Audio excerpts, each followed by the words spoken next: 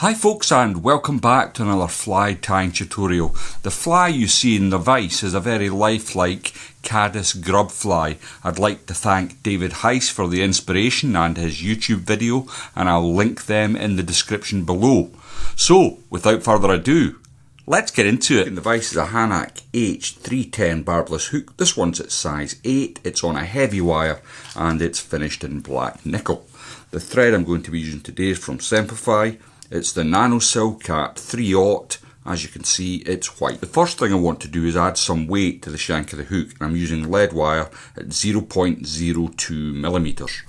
It comes on a little reel, and I want to catch in just as the hook's starting to bend round, and I'm going to bring that up the shank. Now, I don't want it to come all the way to the eye.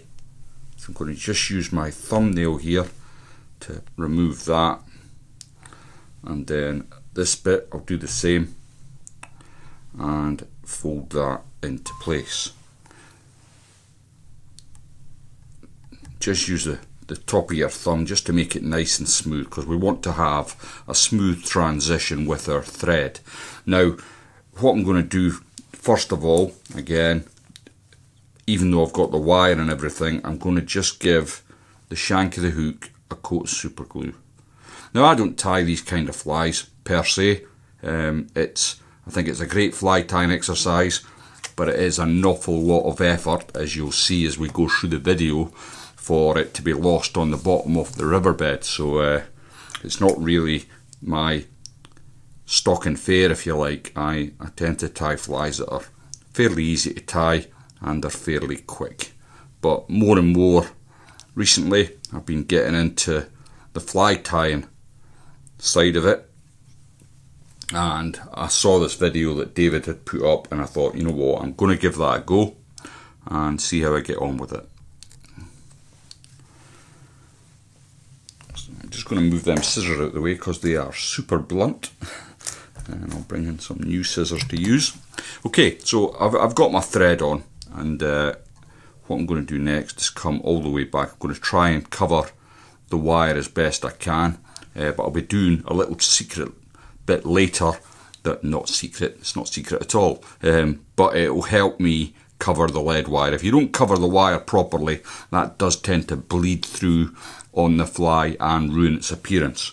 Now, the next thing I'm going to do is add, this is just fluorocarbon, and what I've done is I've got an old thread spool, and I've put some, I think this is 0.10 fluorocarbon onto the spool, and I'm going to catch that in next,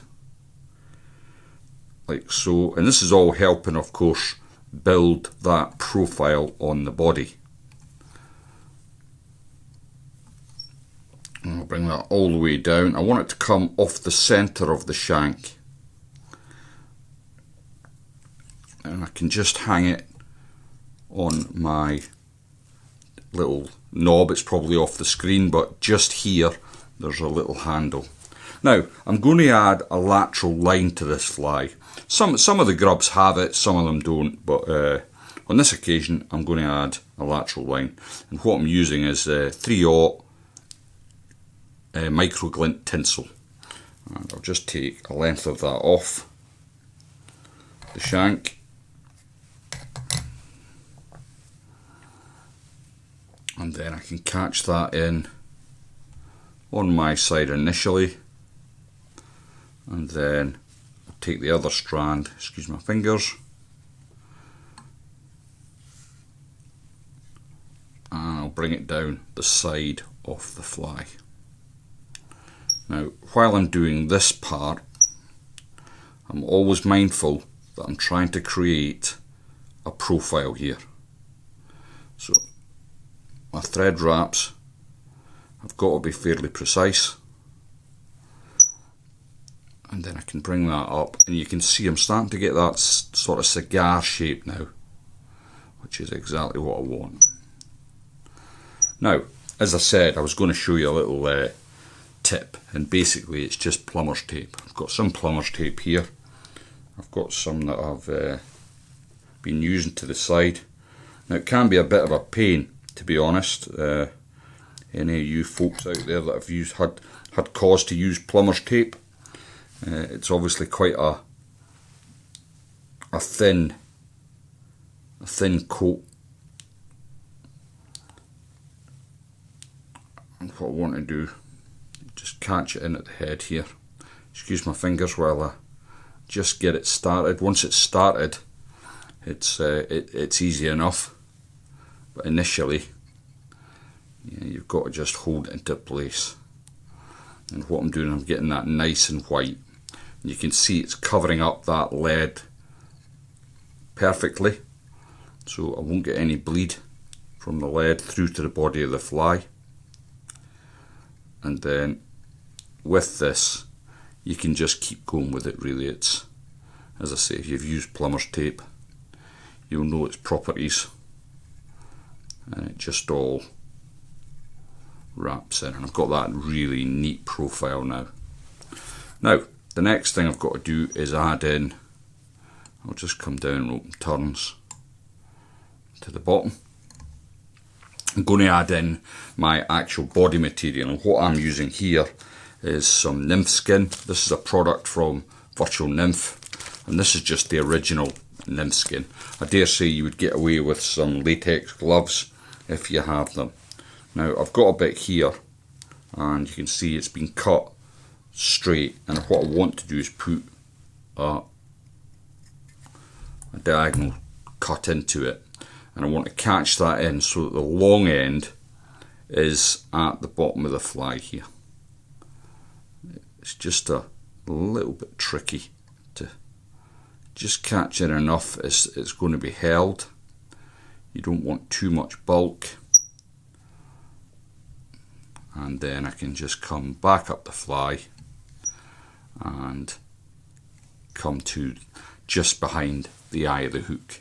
Now, the next part then is obviously bringing the rib over, but before we do that, a thing that David did, and he said it's not necessary, but I thought it looked really good, so I'm going to do the same. I've got some brown, a brown pro marker here, and I'm just going to get a spot in at the bottom. Just be careful as I'm turning that. Yeah, it's a great effect. I think it looks really good. And what I've got here is a Blender Pro marker. So you get these from the likes of, in the UK, Hobbycraft, if you're in the US or elsewhere in the world. Thanks for tuning in. I'm not quite sure where you would get this kind of alcohol type blender pen. But what it does is it stretches out the colour, gives a really nice effect. Like so.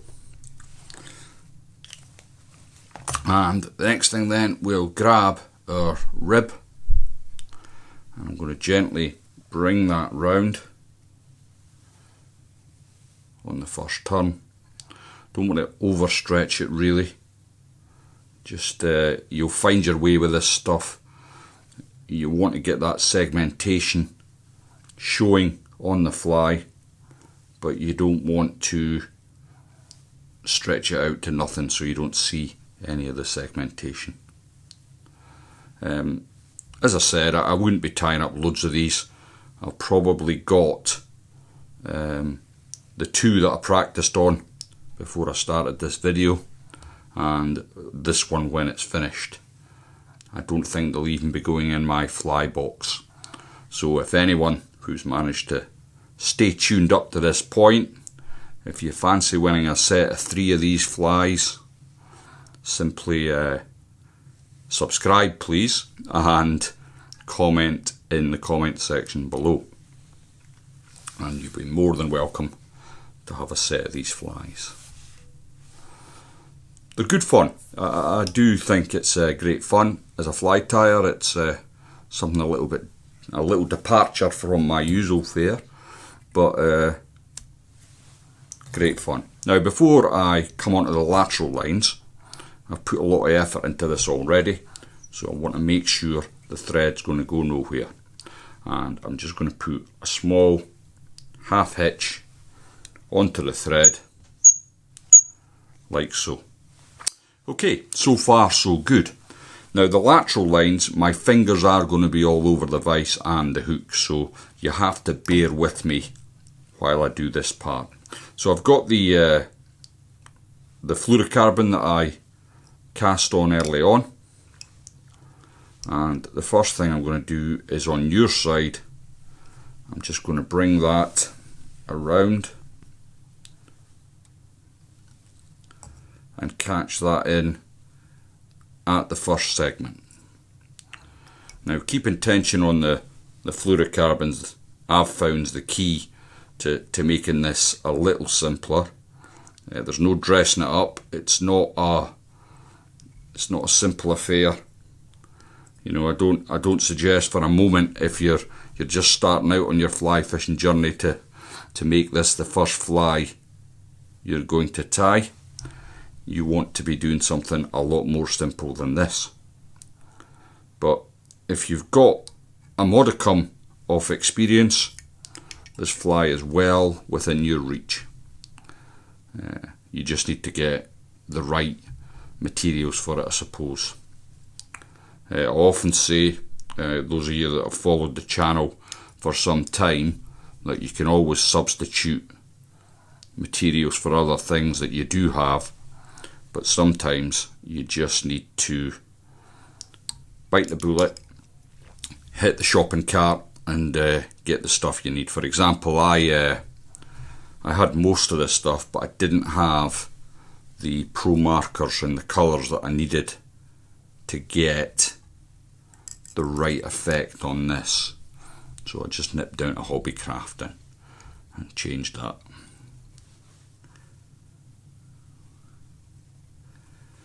I'm sure it would be a really super effective pattern for Grayling actually, but as I said, I'm not prepared to sit and tie up loads of these to watch them bounce off a river bottom and disappear into the ulu.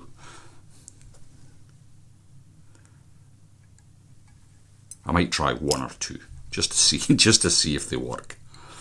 But as I've said earlier, if you want a set of 3 of these, just let me know, and one lucky person will get the 3 flies that I've tied.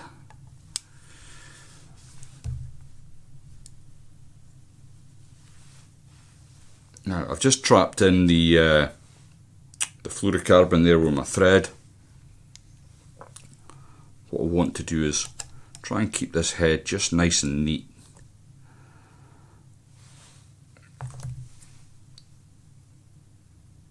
Then I can come in and take away the waste. Oh, these scissors, if anyone that's interested, these were a kind gift from Brian Smith. Many thanks, Brian. They are razor sharp, I've got to say. He did say I would see a difference, and I do. So I'm going to grab that thread and just build my head. I'm not happy with how that's sitting at the top.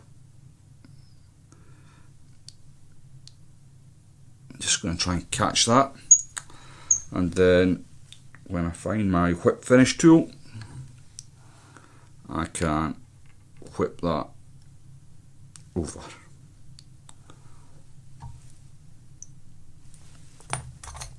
And then I'll just simply cast off my thread. Now again, at the head, what I'm going to do is come in with my pro marker and just get some colour onto the head.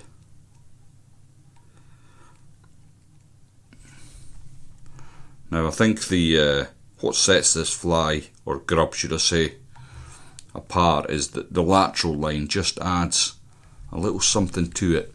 It makes it look a lot better. Now once I've got, just want to get a bit of colour onto the actual rubber. Once I've got that done, I'll come in once more with the blending pen.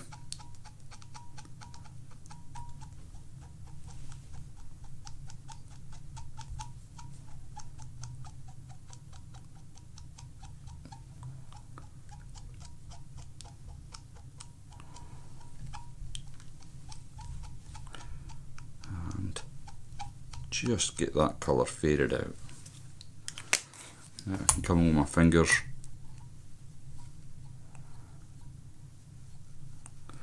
clean that up a little. Now this is perfectly fine fishing it like this. You would put a little bit of varnish on or UV resin, but what I've been doing with these ones is coating the whole fly in UV resin.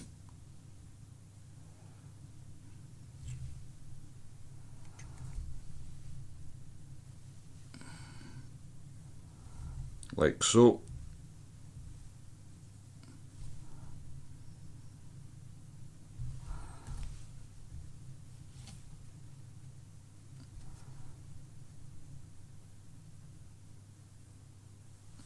And then I can cure that off. Just caught a little bit of dust in at the tail there. And then I'll just grab my UV torch, which I've had on charge, and I can cure that away.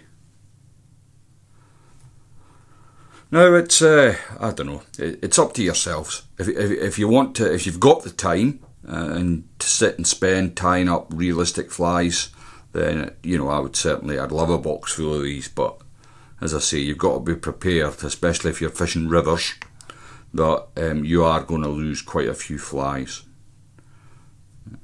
The more you tie, the quicker you'll get at making these bugs up.